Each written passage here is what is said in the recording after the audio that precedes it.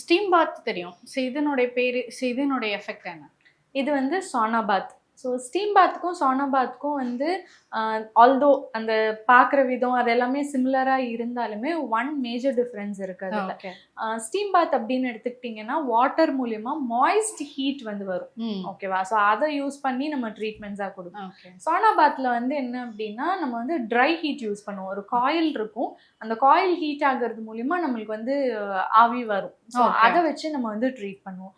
மெயினாக யாருக்கு கொடுக்கலாம் அப்படின்னு பார்த்தீங்கன்னா, நான் ஆல்ரெடி ஸ்டீம் பாத் போது நான் சொன்னேன், அந்த லங் கம்ப்ளைண்ட்ஸ்லாம் இருந்துச்சு அப்படின்னா அவங்களுக்கு கொஞ்சம் மூச்சு திணறும். ஸோ அதனால அவாய்ட் பண்ணிடலாம் அப்படின்னு சொல்லி அந்த மாதிரி பேஷண்ட்ஸ்க்கு இது ரொம்ப ஹெல்ப் பண்ணும். ஸோ வந்து அந்த மூச்சு திணறலை வந்து சமாளிக்கிறதுக்கு, வீசிங் அடிக்கடி வருது அப்படின்னா அந்த வீசிங்கை வந்து கண்ட்ரோல் பண்ணுறதுக்கு, ப்ரீதிங்கை வந்து இன்னும் பெட்டராக ஆக்கிறதுக்கு, ரொம்ப நாளாக செஸ்ட் கன்ஜெஷன் சொல்லி சளி கட்டி இருக்கு அப்படின்னு சொல்லுவாங்க. ஸோ அது எல்லாத்தையும் இலக வச்சு வெளில கொண்டு வருது. இந்த மாதிரியான கண்டிஷன் எல்லாத்துக்குமே வந்து நம்ம சானா பாத் அட்வைஸ் பண்ணலாம்.